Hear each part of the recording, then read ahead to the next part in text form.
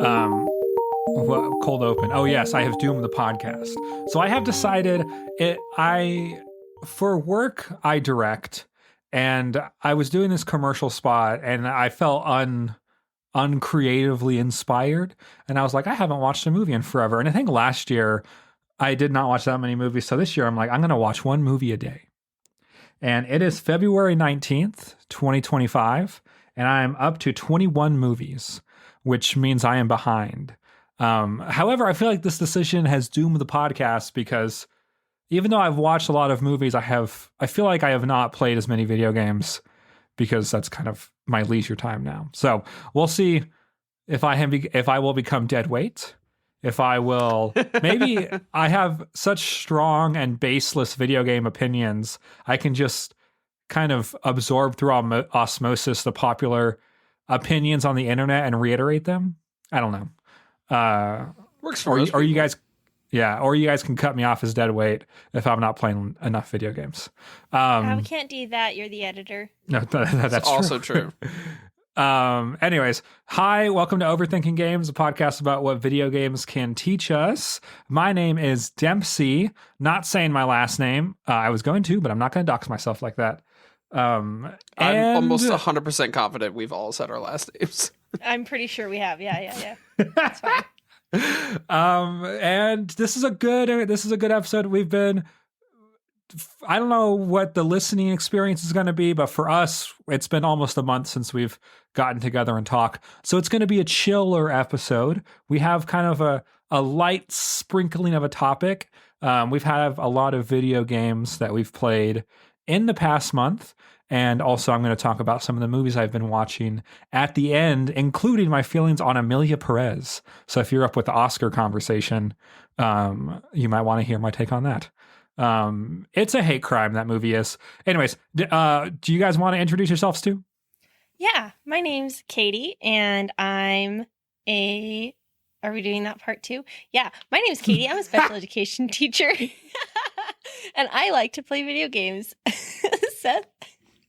Hi, my name's Seth. I teach science, and I also like to play video games. And he could have unions in his state. So I am part of a union. That's true. Unlike Katie. I'm part of a union. They just can't bargain on my behalf. Go democracy. Yeah.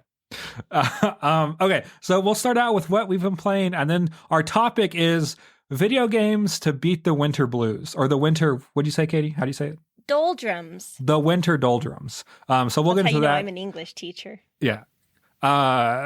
So we'll get on that. First of all, we're going to talk about what we've been playing this week for the past couple weeks. I have not played anything new except Final Fantasy. My feelings about Final Fantasy are consistent. I cannot imagine playing this game when it came out because the quality of life features of being able to make the game go 3 times as fast and being able to turn off random encounters are what is saving this video game experience for me. I think that if those quality of life improvements were not in there, it would be charming for like the first 10 hours. I think I'm like 10 hours in. It's a 60-hour game. I play games slowly, so I'm probably going to be chipping away at this game for a long time. It's also like a game that, like, once you get to a stopping point, it doesn't have the like one more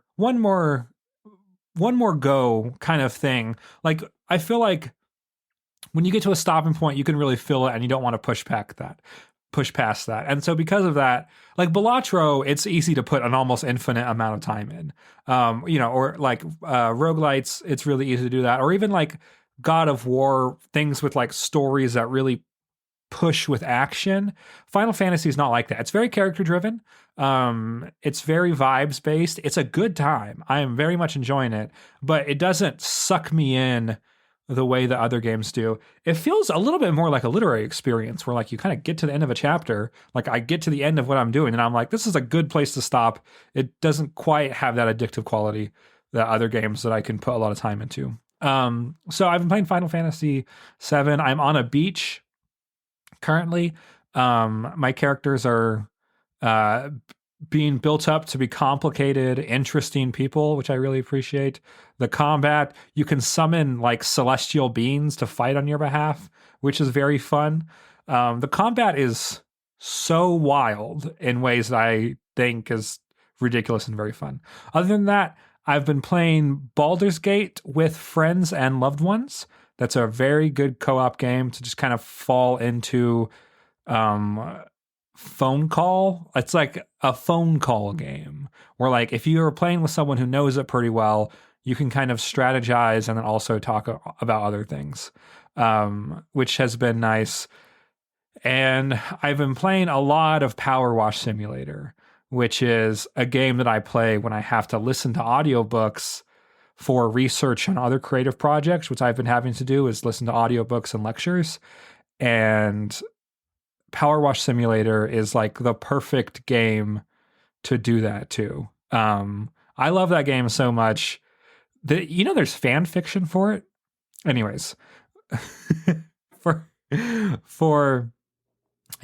there's fan fiction that's not very good. I wish the fan fiction was better for Power Wash Simulator. Anyways, and that's kind of it. I've been playing the Pokemon Pocket card game, which my feelings have not changed on. It's kind of lame, and I did find like a lunatic way to play it though, which is, so they're releasing new generations every like month or so, but I'm refusing to get any of the other generations until I get all of my first generation. So I am incredibly underpowered. I do not have good cards. As per usual, Dempsey is playing a game the most miserable way possible. Yes. In order to create some form of meaning and narrative. Yeah. Yes. And in order to manufacture some kind of engagement, I'm trying to get all of the first generation before I move on, and that is not how this game is balanced. So it has been miserable. Katie, what have you been playing? That sounds like so much fun. Not. That was sarcasm. Let's see. I've actually been playing quite a few things. First of all, on the topic of phone call games, I love how you said that, because my brother and I have a game that we play, and that is our phone call game, and it's Don't Starve Together. I've talked about it on the show a couple of times before, but he looked some stuff up and figured out like what settings you're supposed to play on if you're like a newer player. And just this week, we actually got to like day 13, which is the longest we've ever survived. I checked. I've put 20 hours into this game, and we've never made it past 13 days. Yikes. So a little bit of Googling helped us out, and and it's so much fun. You're just like these little cutesy kind of 2.5D characters running around this map, and you just explore the map, and you find resources, and you have to feed yourself, and you have to get fire at night so that you don't die from insanity and monsters. And I call the Long Dark Surviving in the Winter, and I call Don't Starve Together Surviving Eldritch Horror. And it's basically the same game, which is why I love it so much. The trappings are different, but the core concept is the same. Run around, gather stuff, try to survive, and it's the perfect game to have a chat while you play, and you're just running around, and then you check the map and you're like, oh, I'm on the other side of the continent from you. Okay, guess I'll get a torch. This'll be fine. And it's just a very, very chill vibes. I've also gotten a game called Viewfinder. Well, I say my brother bought it, and I'm mooching off of him. And it is a game where you are in some sort of a technological world or something. I don't actually care about the story. I'm sure the story is great, but I'm here for the puzzle. So you're in this beautiful world, and you have to like use these photographs to like match with the world. And when you use the photograph, it's kind of hard to explain, but you actually like if it's a photograph of a staircase, you can use that photograph to create a staircase in the world so that you can get up to like another level. Or you match you turn a photograph upside down and a wall becomes the floor and you're able to cross. Oh, it's some like gap or optical something. illusions. Yeah, it's really fascinating. Or like forced perspective, kind of? Yes, I think that's Okay. what it is. Yeah. So I've been really enjoying that, and it's very chill. And the music is really good. And there's like some story kind of in the background as you go that's, you're discovering as you go. And I normally really care about stories, but right now I'm like, I just want to match the pictures and make the puzzle work. So that's been super fun. I would recommend that if you like. It kind of feels like, what's that one game? Talos Principle. It's like a less stressful Talos Principle. There's no laser robots trying to kill you, but the concept of the puzzles feels kind of the same. So if you like that kind of logic puzzle, then I think you would like Viewfinder. And I've also been playing House Flipper, which is the power washer simulator of house repairs. So you go in and you go into this terrible house and you're like, how do people live like this? And you pick up all the garbage and you wash all the shit off of the walls and whatever. I don't know if it's actually shit, but it's dirt or whatever. And you like throw away everything that's broken and you pick up the weeds and you like put gravel down and blah, blah, blah. Super fun. And then as you're making money, you're supposed to, I haven't quite figured this part out yet. I haven't played enough, but you're like supposed to like upgrade your office. So you start out in this like really terrible closet. And then as you get more money, you can buy properties. And so like, I think the goal is that you go from being this like house flipper to being like this real estate mogul who has all of these properties. So I actually kind of prefer it over Power Washer because you don't have to be quite as detail oriented. Sometimes with Power Washer, I'm like, am I still here? Like, why am I still here? And then in House Flipper, I'm like, bam, bam, bam, on to the next project. It's like a little bit more immediate, like. It's more of the middle class fantasy, owning a home. It's probably the only way I'm ever going to, so. Well, actually, you don't fine. even get to own the home. You could just get to, sell it to somebody else. It's the capitalist middle class fantasy. Yeah. What's so sad? It's like when I was playing Papers, Please in my off hours. Like, I don't get enough of this in real life. Let me do more chores when I get home. Like, wait a minute. Why don't I get the same like sense of joy and accomplishment from taking out my actual trash? I don't know.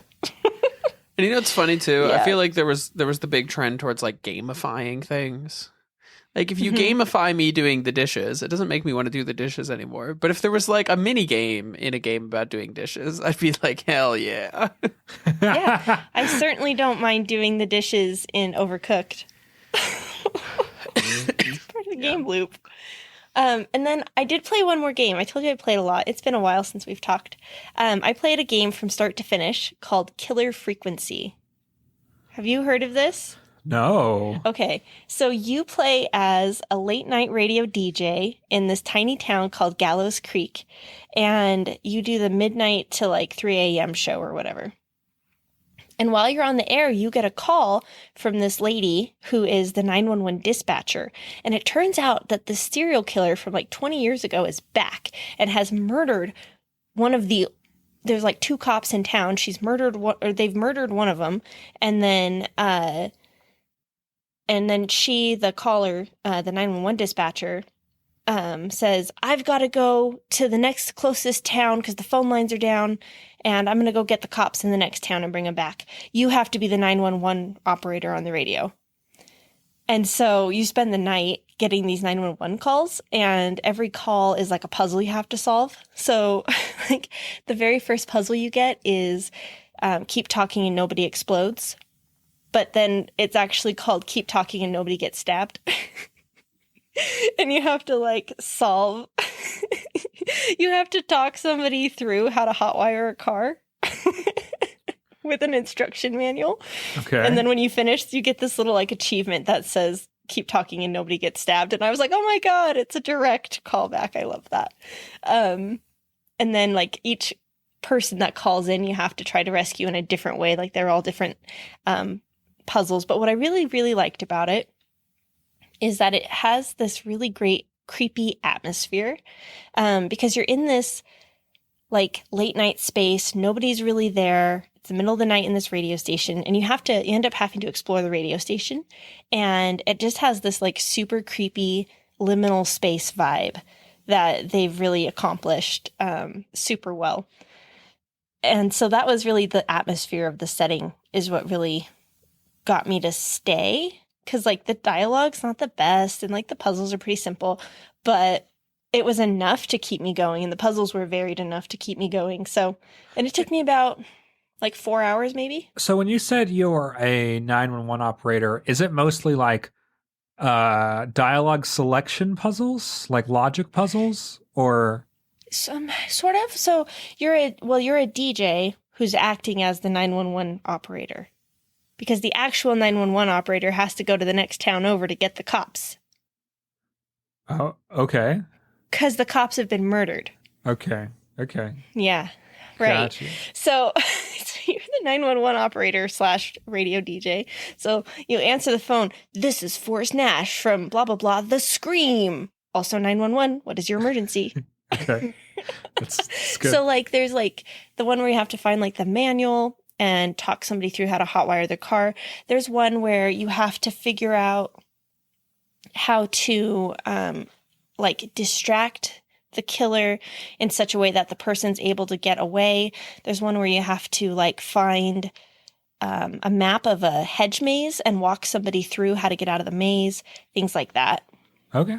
So yeah, super fun. It's for free on the PlayStation library if you have like the middle tier, and that's how I got it. It was super fun. But if it was on sale on like Steam, I would do that too.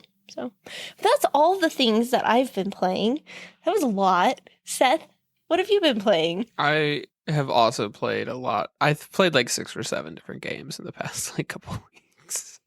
All right, let's run through some things. Okay, so I was on a bit of an idle game, like cookie clicker-esque bit for like a few days. But I was like, I don't want to actually play cookie clicker. That's old hat. So I was like looking for like, hey, or I think Steam also had some sort of like idle clicker game fest or something. And I was like, that's fun. So I looked for recommendations. I found this game called Space Plan. It was on sale for like $1 or something. And I was like, sure, I'll try it out for $1. It was a super fun little game. It's like, is like an incremental clicker game, but not designed to take like 6 years. It was designed to be able to be completed in like less than 48 hours. Which like is a lot of game time, but you remember it's a clicker game, so like the kind of intent is you're supposed to like play it a bunch in an evening and then just like leave it on your computer overnight and then sort of like kind of do the second half, you know, like when you get back from work the next day. I don't understand. What do you mean? I don't understand what a clicker game is. Okay. I don't understand. So let's take a step back. Are you familiar with Cookie Clicker? I have seen it on my students' Chromebooks, and they click it, and I don't know what else it is. Imagine it like this. You've got an ed psych degree. Okay. So, my name is okay. Let's take a step back. My name is something Skinner. I put a rat in a box and he smacks it and it gives him it gives it food, right? And the rat goes, holy shit. And then he like smacks the lever a bunch whenever he gets hungry and he gets food every time. Yeah. Step number 2, we do the same thing, except we hook up electrodes to the rat so that every time it hits the lever, it stimulates the pleasure sensor of the brain, and then the rat just hits the lever until it fucking dies, right? So we take that idea and we give me a big red button in the middle of the screen. And then whenever I click it, a number gets bigger. Oh, God. That activates the dopamine center in my brain. So I'm like, holy shit, bigger number, better person. And then I click it a bunch. That's the fundamental idea. And then you get to the point where you don't have to click it anymore, and you just be like, I buy a thing that clicks it for me like once a second. And then you buy like a zillion of those, and then all of a sudden the numbers in the like E to the 45, and I'm like, holy cow. It's like a tower defense game, but for time. Wow. It's like, Not in the slightest. I have no idea what you mean by that analogy. We're gonna just no improv, yes, and we're just gonna say no and move on. Hang on, though. Actually, though, Stardew Valley is basically this. Not in the slightest. It 100% is, because you plant your crops, and then every day you have to go and you have to water it, and you have to do all the things with them. And then as you get more, you're like, I'm going to buy a watering thingy, and the watering thingy is going to water it for me. And then, you buy an automatic milker, and the automatic milker milks your cows for you, and you have an automatic egg collector. It 100% is. It's the same. Instead of clicking it myself, I let something else click it for me. Anyway, so this is a game. So that's like fundamental like genre idea. So the sort of sum total of the game then is like there's two sides. There's like the active and then the passive side of the game. So like I gotta like click and buy the upgrades and stuff. But eventually you get to the point where you're just like, I'm not progressing very quickly. The most optimal thing for me to do is just let the game sit here for the next 24 hours, accumulate resources automatically, and then I can like spend those resources to progress. So like the game is sort of designed with that in mind. And a game like Cookie Clicker is very intentionally designed to be played over the course of like 6 months of just like letting the game sort of run on its own. You get some upgrades, you come back to it later. It runs in the background, yada, yada, yada. This was that experience, but short, and I very much enjoyed that, and had a little story with it too, which these games usually are like fairly story agnostic. So this actually having a story that it was like driven around was cool. That's the long story short on Space Plan was the name of the game. It's a good one. I played a game called Ida, which I think I messaged you guys about, ITTA. It's the best way to describe it is if Enter the Gungeon was a Metroidvania instead of a roguelite, which now that I say that sentence out loud is multiple layers of nerdy, but that's okay. What's new? Yeah. But that game I actually didn't beat yet, but I am planning on going back to it. Again, like super fun to have this like bullet hell boss rush Metroidvania sort of idea. That's really just a lot of the skill is like you just like dodging and pointing in the direction of the enemy, and they die over time, which is cool. And I think like for most adventure games, like you fight a boss and then you have to go to the next dungeon, and like Dempsey playing Final Fantasy, there's random encounters and you fight stuff along the way. No, this is just like you go fight the one boss, and then the overworld just has like some random collectibles in it, and then you just go to like to the next boss and you fight like the next boss. Like it's just boss fights. But lots of secrets, lots of like, oh, turns out I need like this item, and then I can go back to like the previous area to like open up this new area. This is fun. The game's not like super long. I actually don't know how much time I played because I accidentally left it on for like 24 hours. And now the Steam's like, you've played 28 hours. I'm like, no, I didn't. That was a fantastic game. Did you beat it? No, I think I'm most of the way done. Steam says I only have 6 out of the 16 achievements. But I think I'm like loser. No, I think I'm probably closer to like 2/3, 75% of the way done the game. But like all of the achievements are like finish this quest line, finish this quest line, finish this quest line. So like they only complete at like the very end. But that was a fun game. I still haven't finished. I'm intending to. I'll probably give an update in like a couple of weeks on how that went. Nice. Another big game I played, where I'm still actively playing. A game called Fly Night, which is sort of I think popping off in the like Souls-like community. Because it's actually not a Souls-like, although people describe it as they describe it in a dumb way. Somebody said it's like It's like RuneScape meets Dark Souls, which is not true. People have just never played the game that Dark Souls was inspired by, which is another old FromSoft game called Kingsfield. Because this is not a Souls-like, it's a Kingsfield-like. Oh, wow. Which, imagine the slowest possible game, first-person fighting game you can, and then it's probably slower than that. Elden Ring. Got it. Well, imagine like Elden Ring, but you're playing it on like a Commodore 64 instead of like a PS5. And that probably is like a little bit more accurate to the game experience here. That being said, fantastic game. It's like super slow. Everything feels like very intentional. You swing like your big mace, and your character is like, He's acting out the act of yeah. very You guys slow, can see me. very It's slow me. strike.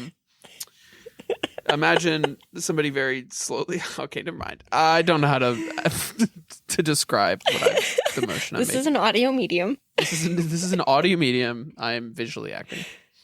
I just want to say real quick, though, before you tell us your next part, Seth, that was excellent classroom management when I tried to troll you and you just completely fucking ignored me. I was like, fine. Carry on then. Why don't you? Oh, what, for the clicker game or for just now? No, just Stardew just Valley. now. Oh, Yeah. I mean, that's just nonsense. It's just, Anyway. on that note, and I guess I'll make this note now rather than later. One of the podcasts I watch is on Warhammer, and there's this other like big fantasy game setting that's coming out called Trench Crusade.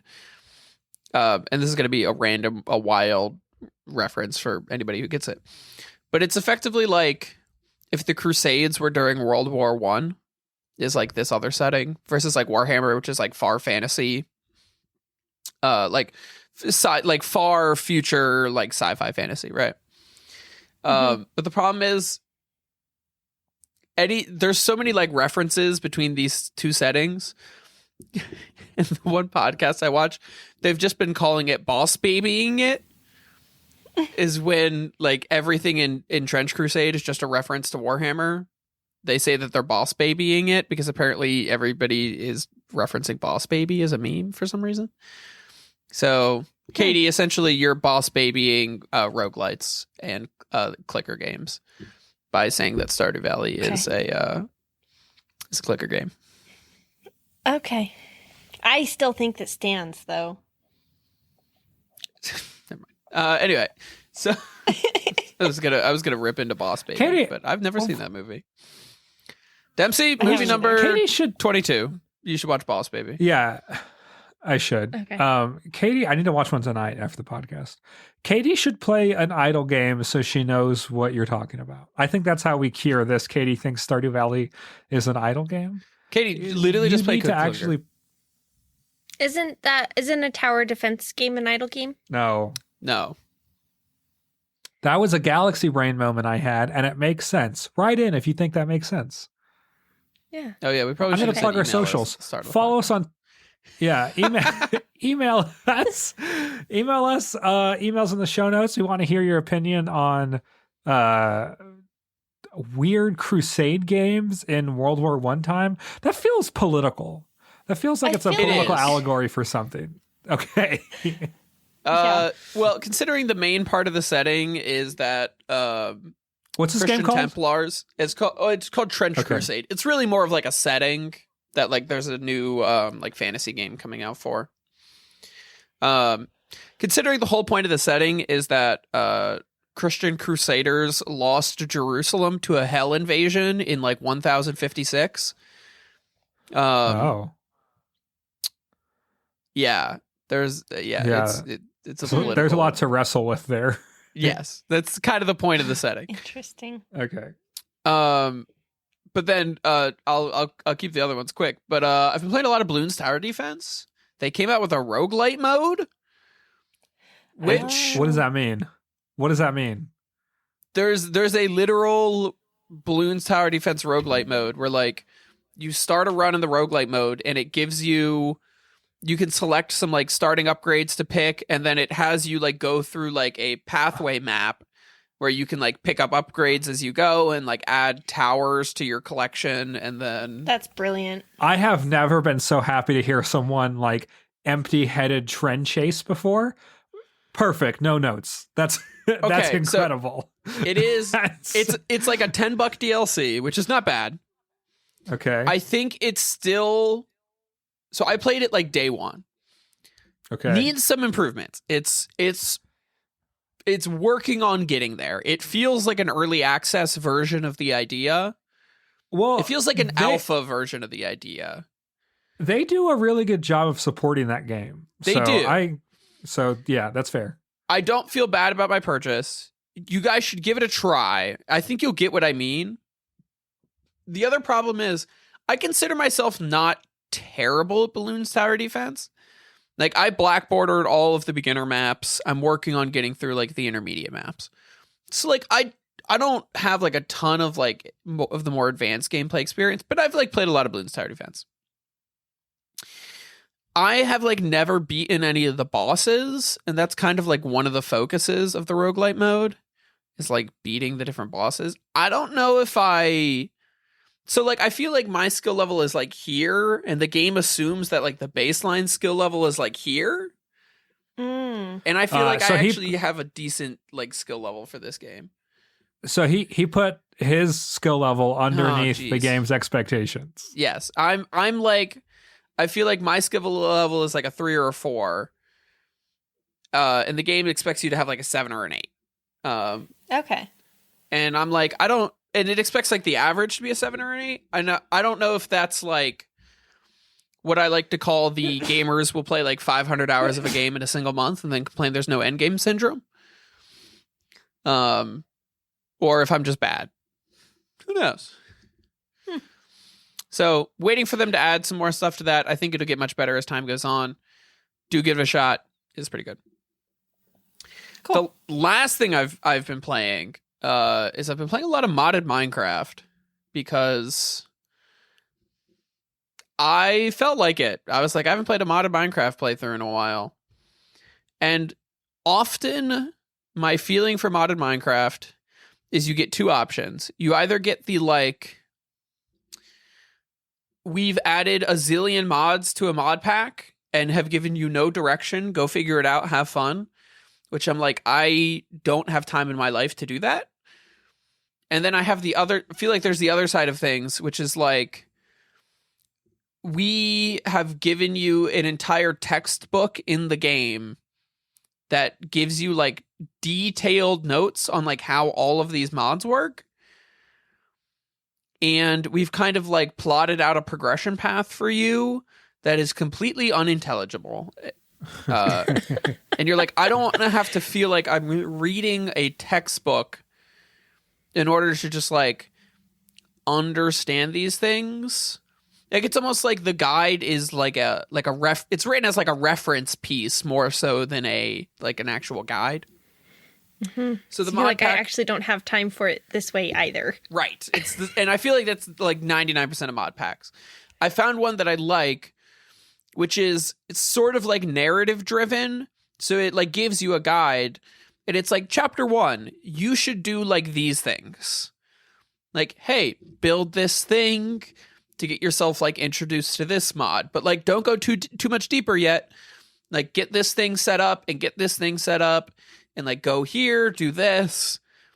And when you do all like of those a whole things, game. yeah, it is sort of like a whole game. Like, once you've done all these things, you've like set yourself up for success for later. Like, somebody actually has like a decent sense of like progression and narrative, and they like built it into the mod pack experience so that it's actually like fun. And I have to sit there and think about like, okay, like based on the things the game has like taught me how to do so far, like how can I automate this process? Because I'm like, oh, I'm going to need like a bazillion nether quartz. Like, how can I generate it within like the mods that they've asked me to use? Then I like look at the tools and I'm like, oh, okay, like I could do this, and this. So I'm really enjoying it. Which is more than I could say for like most of my modded Minecraft experience in the last like decade. Cool. Now I'm just and these guys know this, but my girlfriend and I are planning on moving in. We are moving in together in like a month and a half. And I was telling her like, hey, we need to like get you a computer so that we can like play games together on the computer. Cause she's sort of like a casual console gamer, but like not even. I struggled to get her to like play Animal Crossing. Get her a Steam Deck. That's not gonna Katie, I literally can't get this woman to like play Animal Crossing on my Switch when she comes over. I don't think getting her a Steam Deck is. Why would getting her a computer be the answer? Because she's one. I think people should just have a functional computer somewhere in their life. It seems. No, you just do it all on the phone. Just do it all on the phone.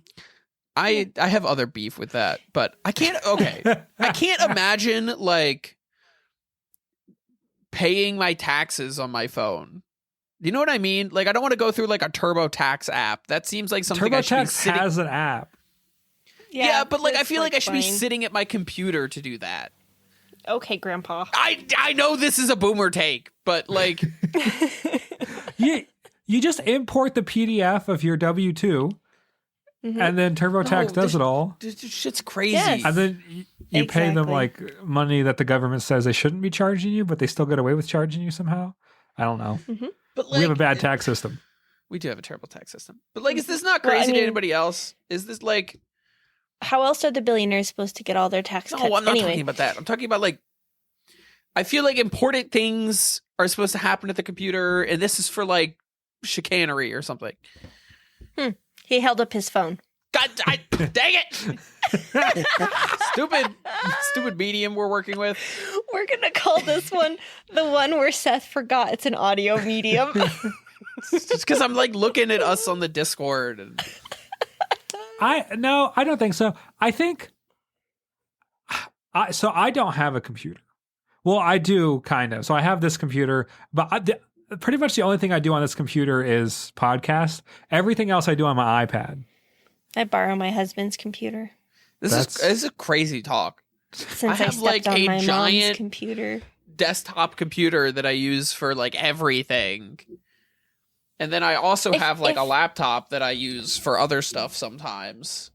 If you have a desktop, like if you play on a desktop, you can't sit and like you can't be comfy. Yeah, that's true. That's You completely have to be able untrue. to be comfy when you play. My desk chair you can't be on. comfy as is. You can't be supine. You can't be on a At a couch. You can't like lay upside down and look at the TV. I want to be reclined. Have a blanket. Like a Greek. This is like keyboard and mouse emperor. slander. Because I can play a keyboard and mouse. I have a Bluetooth keyboard and mouse. In your bed? You got like a mouse on the duvet going back and forth? No, I have a lap desk. And I hook up my Steam Deck to my TV with my little whatchamacallit dock, and my things are Bluetooth, and I play Stacklands on my big TV, and it's great. And incidentally, Stacklands is one of the games that I think chases away the winter doldrums. Okay, yeah, we gotta get into our topic eventually. So, I don't know what we have 10 minutes until we have to get into extra shit. Yeah, I don't know what this topic means. I think so here's the thing. I think it's not about. Oh, you can explain. Yeah, you can explain. Okay, so basically, January lasted 17 years, right? Yes. And now we're into February, and February is going by somewhat faster, but not by much. We still have 3 months of the school year left, and it is gray and cold. What games do you turn to in these moments of despair? What games? So those are the games we're talking about. I don't think it's about what games, but how you game. I think comfort and gaming is about the environment in which you create. Not a desk. Not a desk. I agree. I could not imagine trying to be cozy, comfy gaming, playing Power Wash Simulator at my desk. Oh my God. Are you serious? Sir, are you well? Yes. Bad experience. I think it's about, look, you have to have either soft ambient lights in your living room or a light on in the room next to it. So agreed. And then So the light in your living room is off. And then you have a pretty good sized TV, and you have I have so in my living room, I don't have a couch, I have a futon. I have family stays with me a lot, so we just got anyways. So I'm very cheap. Mostly it's because I'm cheap. So I have a futon, and so it's not very comfortable. And so I have regularly on the futon, I have 3 blankets, so you can kind of like shape and form them. And I am not a pillow person.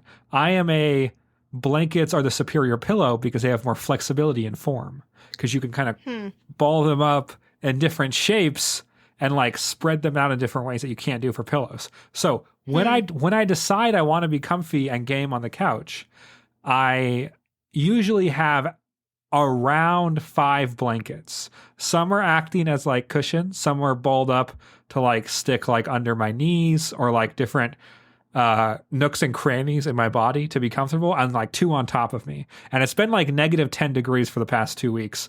And so I will like play as if I am wearing a Snuggie with like all of my body. My arms are not outside the blanket. My arms are inside the blanket, and I am gaming from my cocoon with my like head poking out, and that's it. And I think it doesn't matter what game it is, because I think zombies, there is no common thread. It could be Baldur's Gate. It could be Helldivers on a phone with a friend. It could be Power Wash Simulator and a lecture about geomorphic morphology, geohydro, whatever morphology, the way water Clearly impacts stuck. land. Yep. He clearly stuck. Absolutely. And like, so that's my take on this. I think open world games are very helpful. I just played Ghost of Tsushima, which I think was a very good game to play in the wintertime. However, it kind of burned me out on big open world games. So probably not going to play a big open world game in a little bit, but Ghost of Tsushima, riding through like the spring flowers and like the fall foliage of like a vibrant forest, very helpful in the wintertime. Breath of the Wild famously is a very good winter time game to play. Like a list of games, I think any game could be a good game to play in the winter game. It's about how you approach that time. I would actually deeply agree with that. I think ambiance is a big part of, like you said, like creating that vibe.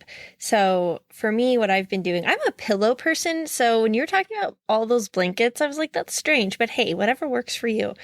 I have this giant, I call it my elephant pillow because it's gray and large. And it's one of those sitting up pillows that has like arms and like a back. And it has like a little headrest. And that's what it's really heavy because it's full of like squishy stuff. So you put that on the bed, and then I have my Volari pillow, which is like a half moon shape for my elderly, my aging wrists to rest upon. And then you have a pillow on either side for optimum elbow comfort. And then you have a wooden wicked candle that crackles.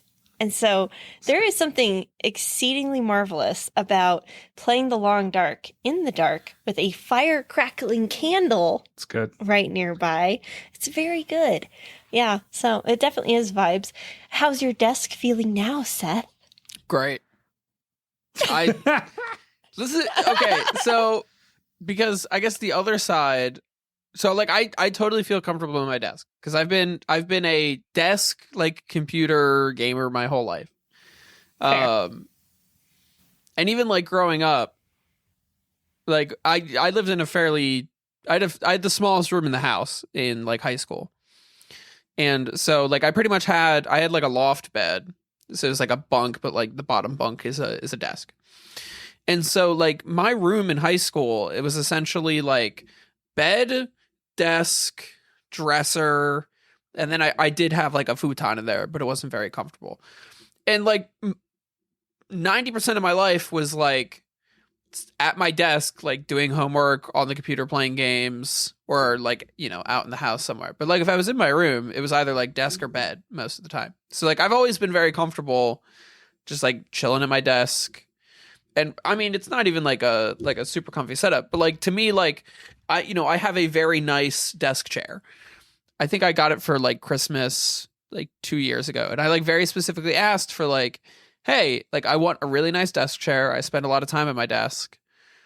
And we actually went out and like I forget exactly where, but we went to like like an office store, and we like perused desk chairs in the same way that you would like new cars, and I was like, yeah, this is the comfiest one. I feel like it's going to support me well. So like I'm very comfy at my, at my desk and everything. But like also that being said, I think the for me, I think it's actually more like on the games. And I didn't think about this until we started talking about games. But like it's been very cold and obnoxious, and I'm back to playing Balloons Tower Defense. I'm playing Minecraft. Like I'm playing a lot of these games that I've played a lot of in the past. Like I'm playing some new ones too, but like lots of Balloons Tower Defense, lots of Minecraft. I played like this idle clicker game, which is a genre that I've been playing for a long time. I got my girlfriend into Magic the Gathering, and we've been playing a lot of that. Like I'm playing a lot of like my old comfort games that I've like played like time and time again, which is not like me. I usually am like always finding like weird new games to play. Seth, So, you spent 6 months playing Yeah. what's that game? RuneScape. There we old go. school RuneScape. Yeah. Right. But like I haven't recently. There's a series of reasons for that. But like, okay, interspersed in that though, I was playing other games. Okay, yeah. That's true. It was like 90% RuneScape and like 10% like, hey, I found this other weird game. But now that you mention it, it does explain why between like April and December, I was like, why is there so few games in my Steam library that I played between April and December? And I was like, oh yeah, I spent the whole time playing RuneScape. But like there's other games in there. I think as physical comfort, like out in the world, decreases, it's cold, it's gray, our stamina is wearing out. At least mine is for teaching. I'm like, oh my God, more time with them. Okay. This is fine. I have to make mention of this just because you said that. One of our administrators sent out an email that was like, hey, just so you guys are a heads up, here's a slide from like our start of the year presentation that shows that this is the period of the year that's the longest with no breaks. Like we have like 41 days until the next break, so buckle in. And I was like, this email fucking sucks. Why would you send this? That's such a funny email. I read it and I was like, dude, like what a mood bringer downer. Like this is day one of like 41 days until the next day off of students. I was like, Jesus Christ, man. Yeah, you're like, thank you. Don't help me anymore. But I think like the more physically and mentally uncomfortable or fatigued that we are, and this time of year is hard after the holidays and everything, I think it is very much that it's easy to go back to things that are comfortable and familiar, and that our brains love what's familiar, right? So it brings us that comfort to go back into paths that we've ventured before, basically. Yeah, I think for me, I feel like I am in a season in which I do not want to be challenged by video games. Sometimes I do. Mm-hmm. Sometimes I like playing Elden Ring like a maniac, and sometimes I really like being pushed, like even emotionally in video games. But I just do not want games that want a lot from me right now. Not narratively, not mechanically, not time-wise. I really am after like very pleasure-focused, nostalgic, comforting experiences. Sometimes you just want to watch a monkey pop a balloon. Yeah. Yes. Yeah. Well, that's what, like, Killer Frequency was the perfect game for me at this stage right now, because it was an interesting concept and it was new, so that was fun. but it also was extremely railroady, and there was no real choices matter. Like, you either get the good ending or you get the bad ending. And either way, it'll be interesting. So I was just along for the ride, and I enjoyed the puzzles, and none of it was quite good enough to like actually like challenge me at all. It was just under that good, and that was perfect. Sometimes you don't want to play the best game you've ever played. You want to play something that's just kind of nice.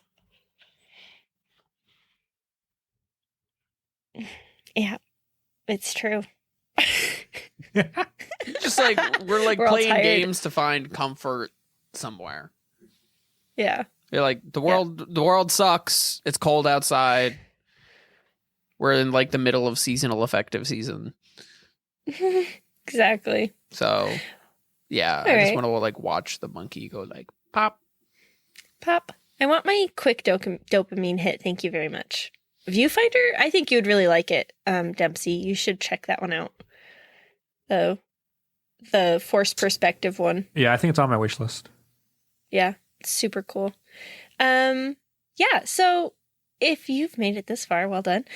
You should send us an email and let us know what you think the best game to play to chase away the winter doldrums is. We'd love to hear it. Before we wrap up, though, Dempsey, would you like to Okay. tell us about other shit? Yeah, so I have been watching. We're gonna see. I can't remember when the last. So today is Wednesday, February 19th. I cannot remember the last time I was on here. I need to sort by.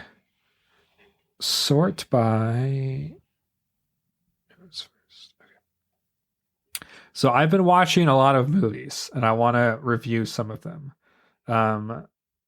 Did I talk about Muppets in Space? No. Okay, so Muppets in Space was the first one. I'm gonna I run. have a question. What? I raised my hand in case you couldn't tell. Yeah. In the audio medium. My question is, how did you select the movies that you're going to watch? I don't. It's a fresh whatever I'm feeling at that moment. It's very, very chaotic and hedonistic. Are you using that random movie selector that you No, talked about before? Jesus is not picking. I am. Oh, okay. So You picked Muppets in Space. Interesting. Go. yeah. So carry on. I'm gonna read all my most of my letterbox areas. My letterbox reviews are below like 3 sentences. So Muppets from Space got 5 stars. I don't think art needs to be critically engaged with. Felt is meant to make you feel. Sometimes I need a warm blanket, and cloth here provides that. Love that movie so much. How fitting is that for our topic? Yeah. And then I watched Gran Turismo, which is a video game movie. Yes, I've seen that. That's actually really good. 3 stars. I am so easily manipulated by propaganda. It's one of my favorite things about me. I watched. I can't get over the fact that your comment for Muppets in Space was art does not need to be critically engaged with. It's so antithetical to what we're doing here. Yeah, I've decided. Yeah, I've always talked about how I look down on art criticism. Anyways, we have Tetris, which is a video game movie about the video game Tetris. My review is 3 stars. God, Tetris is such a fucking good game. So is 3 stars like what's your like rating system? Like for me, 5 is like one of the best things I've ever read or watched or whatever. 3 was I enjoyed my time. Like a third of the movies I watch get 5 stars, maybe more. Oh wow. I'm very easily impressed with movies. Okay. I watched Seven Samurai, directed by Kurosawa. My review, 4.5 stars. Uwu is on a 5-star scale, and the review is just uwu. We have Ad Astra, which got 4 stars. I want to give a 5 stars so bad, but I think the plot is dumb and it should have committed harder. I actually reviewed this. Beautiful visuals and the pacing was fantastic. The direction frame by frame was amazing. Voiceover should be poetic, not exposition. The idea of a Terrence Malick in space is such a good idea, but it didn't commit hard enough. Ad Astra is Brad Pitt in space. Suzume which is fucking incredible. Holy shit, this is a good movie. This got 5 stars. I don't want to critique or analyze film anymore. God, this film is so fucking beautiful. Oh my God. I just want to feel fuck. That's Suzume. Office Space, I watched for the first time. Love that movie. 3.5 stars. Is My this me? stapler. Yeah. Ghost Rider Spirit of Vengeance. Ooh. 1.5 stars. So Yeah. that just happened. The Last Women of the Sea, which, if you like documentaries, is an incredibly beautiful documentary about a culture centered around women that collect, like, harvest shells from the sea, like shells and mollusks and like seafood, without like fishing or scuba gear. They do it like with their hands, one breath at a time. It's very cool. Like free diving? Yeah, kind of. Yeah, but like, yeah. Oh, is that the like fishing as well. is that like the culture of like all the people who all do like the free diving and they have like weird high lung capacity? No. So this is Korean, and this was like a niche that started in like the 60s. It was it's very beautiful. It's called The Last of the Sea Women. 4.5 stars. Fuck, I love humans so much. We're gonna power through these. A Million Miles Away, which gets 2 extra stars just because it's about Mexicans. Bro was monologuing about the immigrant experience and the vastness of space with Chicano oldies in the background. This is a perfect movie. It got 5 stars. Tomorrowland, 4 stars. Man, I wish I was a Disney adult. Dumb Money, 4.5 stars. I think we need more movies set in the pandemic. Also, Paul Dano is working so hard, better than the Riddler. This movie is very sweet to its protagonist, which is nice. And the video essay that one guy did was not as sympathetic, which is a reference to a video essay. Palm Springs got 5 stars. It is a quote from the movie. I realize I am completely codependent, but I'm cool with it. It's probably the greatest line in cinema history. Man Tracks, which is a documentary about creationists. God, Dan Olsen is so fucking good at this. That's the director. Johnny Mnemonic. This movie fucks so hard. I got 4 stars. That's a Keanu Reeves cyberpunk future movie where he enlists the help of a psychic cybernetic dolphin. It's so good. It's a real movie. It's very good. Cha-Cha Real movie. Cha-Cha Real Smooth. The ultimate Cha-Cha Real Smooth. It got 5 stars. The ultimate male fantasy to be found charming and useful. Probably the hottest and most sexual tension Dakota Johnson has ever been in anything. I love people sitting in their car telling each other their feelings. That is good cinema. Oppie, which is about Goodnight Oppie, which is about Opportunity, the Mars rover. Goodnight Oppie, we love you. Got 5 stars. Captain America: Brave New World, 2 stars. Would President Hulk be a constitutional crisis? Is my review. That's funny. And then 5 stars got Flow. Have you guys seen Flow? Flow's so good. Mm-mm. Flow got 5 stars. What the wild robot would be if it wasn't made by cowards. I completely love the lack of dialogue. I love the animation and the aesthetics. I love the small and big moments of humanity. I love this movie so much. It feels so important to have such beautiful animation that is unique and therefore says things that more typical animation features can't. It's an animation movie about a cat during a flood in the forest. There's no dialogue at all. It's all just animals interacting with each other, but not any dialogue. And it looks like a PS2 cutscene. It's like polyagonal and cell shaded, and it's so, and like the camera work feels very digital. It's so good. I love it so much. It better win Best Animated Picture this year at the Oscars. Cool. And then Amelia Perez, which again I think is a hate crime, says, I have to give it at least 1/2 star to log it. And that got a 1/2 star. Amelia Perez. Have you guys heard about Amelia Perez? So it's like the most maligned movie at the Oscars this year. It got I think 13 Oscar nominations or is something this like the one that. with the guy who didn't have the intimacy coordinator and stuff? No, that's something else. That movie Oh. might actually be good. But so Amelia Perez is about a cartel leader, a leader of a cartel who is trans and becomes a woman to escape their cartel life, and then opens a nonprofit to help the victims that were impacted by cartel violence. It is it's such a funny, so like the best This is like way a I've heard movie, this- not a documentary, right? No, Like, this is a movie. This is like a fictional story somebody Yes, wrote. this is a Someone fiction. made It's a this up. musical. Okay. It's a musical. Oh. And so this is the best way that I've heard it described. Imagine like a really serious Oscar musical about one of the people who planned 9/11 becoming trans and opening a nonprofit to help the victims of 9/11. Like it feels so out of touch. It's directed by a French person who speaks neither English nor Spanish. And the movie's in Spanish. Wow.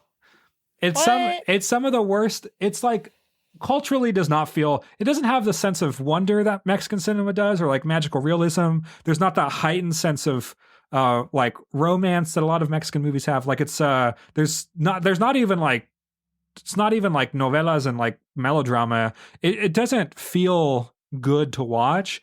And also like the commentary, it's like it's so, I don't know, it's just a horrible movie. All the songs are really bad. Selena Gomez is in it, and the woman who plays Gamora in the Marvel movies is in it as well.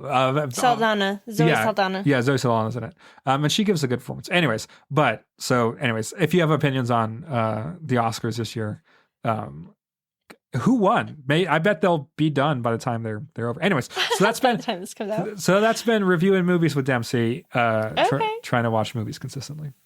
Very good. I feel like I've learned how to watch movies again, which feels good. I feel like I haven't been able to like really watch movies in a long time and like engage with them in a meaningful way. But watching this many consistently has actually felt really good. That's awesome. That's how I feel about reading. I've been having that experience with books. It's good. It's good to consume media in many different ways. Okay, cool. Seth, do you have anything that you want to add? I made a really good pesto spaghetti yesterday. And I don't Fantastic. cook. I don't like cook very often. And this was like, I had to like put a couple different things. I had just went grocery shopping, so I had to like put a couple different things together. I didn't overeat, which is very good for me. I saved leftovers for lunch today. I was very proud of myself, because usually I'll just sit there and I'll make like a big ass thing of pasta and I'll be like, I better eat it. And so I get it. Awesome. Do you feel Cool, like that's we about would progress faster as humanity if pesto was the default sauce instead of marinara? Well, my girlfriend's allergic to tree nuts, and pesto usually has, Oh, yeah. I think it usually has like cashew in It it. has, no, it usually has pine nuts. Pine Oh, nuts. pine nuts. Which are not actually nuts. As far as I know. I could be completely wrong. Try it on your girlfriend. Test it. I don't know if I'm going to do that. No.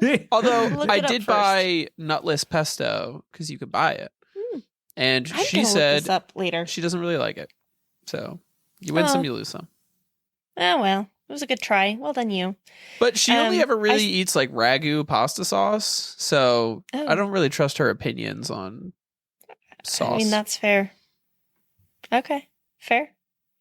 I started a college continuing ed creative writing class just for funsies yesterday. Yeah, so that's fun because, Do you get reading graded? leads to writing.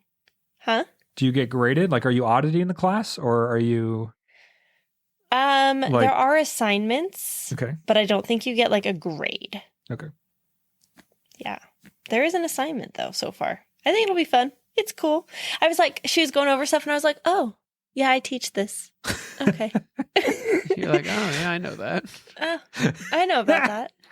Like they're talking about theme and stuff, and I was like, huh. I don't think I'd have explained it that way, but that's totally interesting.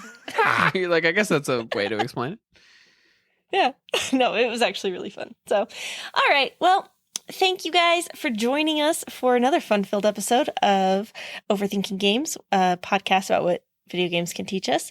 If you would like to send us an email, the email is always in the show notes. You can find us on Blue Sky. You can find us on Instagram, I think. Sometimes. Yes. And YouTube.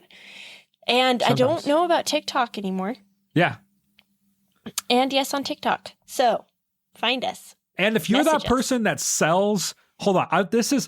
I hope she listens to this because I follow you on TikTok and I know we've had interactions and I want to say I hate you. She makes these incredibly beautiful Outer Wilds paintings that are like impressionistic and so human and lively, and she refuses to sell them to me.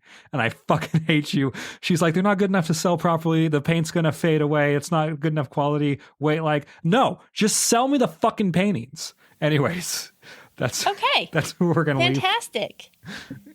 Okay, join us next time. Bye. Bye. Bye.